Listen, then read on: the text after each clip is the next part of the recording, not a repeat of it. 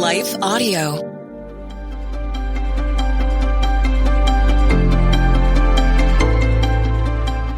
Welcome to the Crosswalk Devotional. We're glad to have you listening with us. Today's topic is stopping the argument before it starts. We'll return with the devotional after a brief message from our sponsors.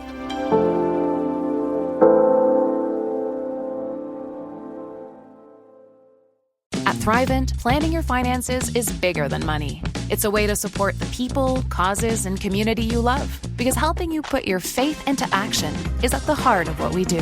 Thrivent, where money means more. Connect with us at Thrivent.com.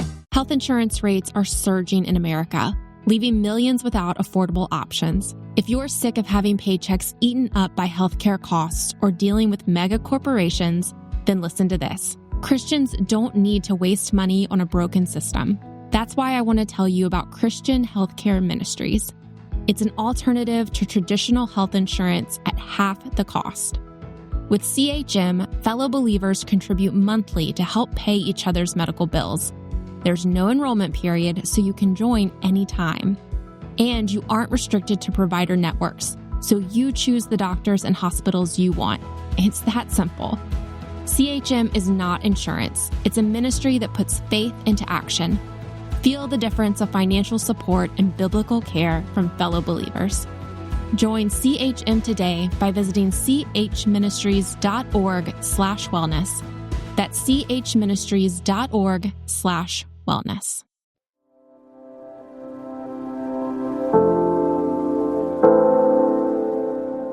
Stopping the argument before it starts. Written by Laura Bailey, read by Laura Bailey. The end of the matter is better than its beginning, and patience is better than pride.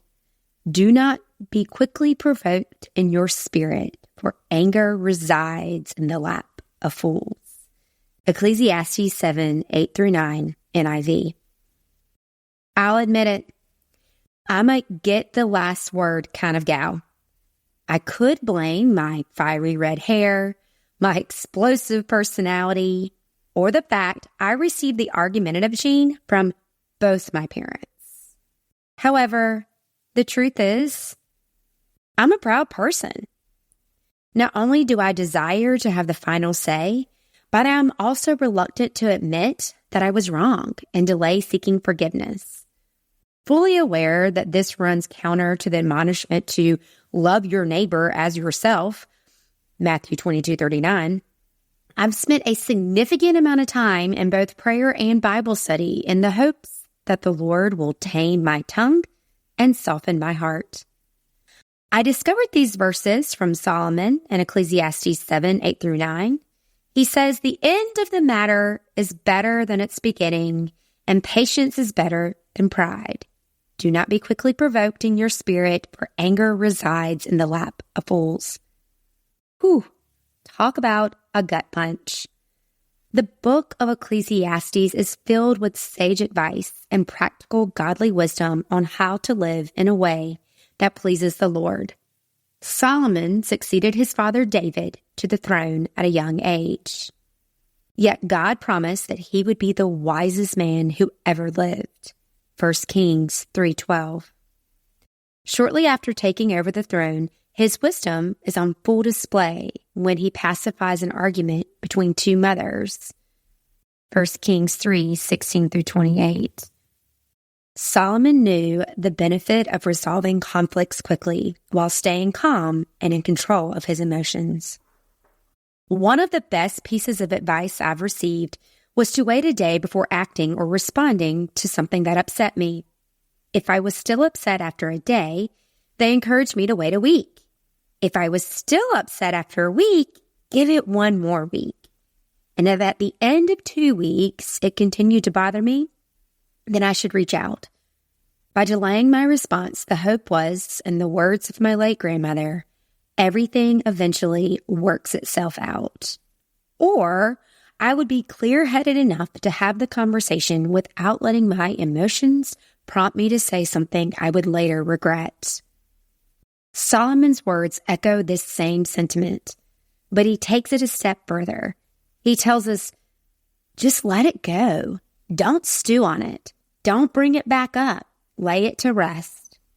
While I understand that there are things we should address, offenses that we should not overlook, and grievances that are appropriate for airing, but in my experience, the majority of things that steal our joy are not significant.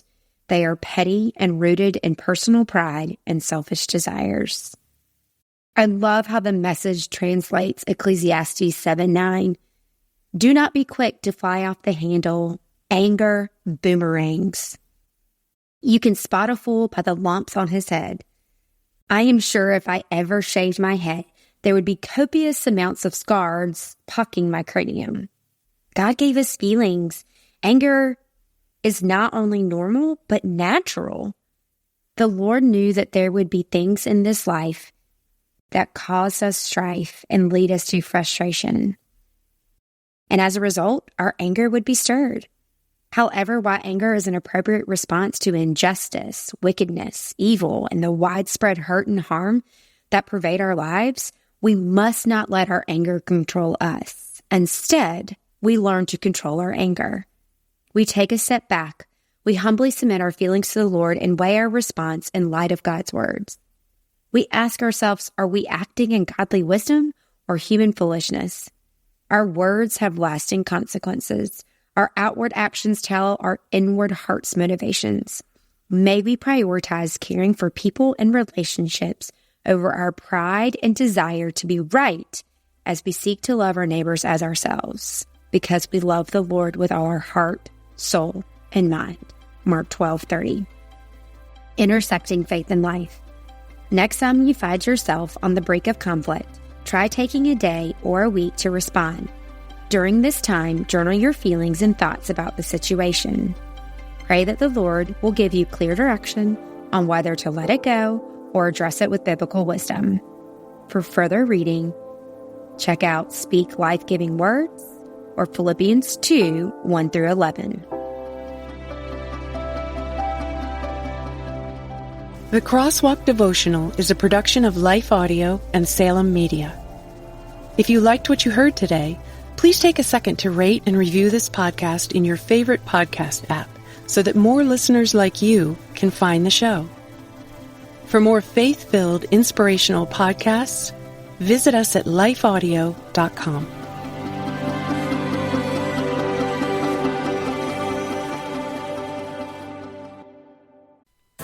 Our world can feel chaotic and uncertain, but we don't have to live enslaved to fear. Christ has promised me and you his peace, and throughout Scripture has provided powerful tools and practical steps to help us experience greater freedom. I'm Jennifer Slattery, lead host of the Faith Over Fear podcast, inviting you to join me and my team as together we learn how to starve our fears and feed our faith. Subscribe at lifeaudio.com or wherever you access podcast content.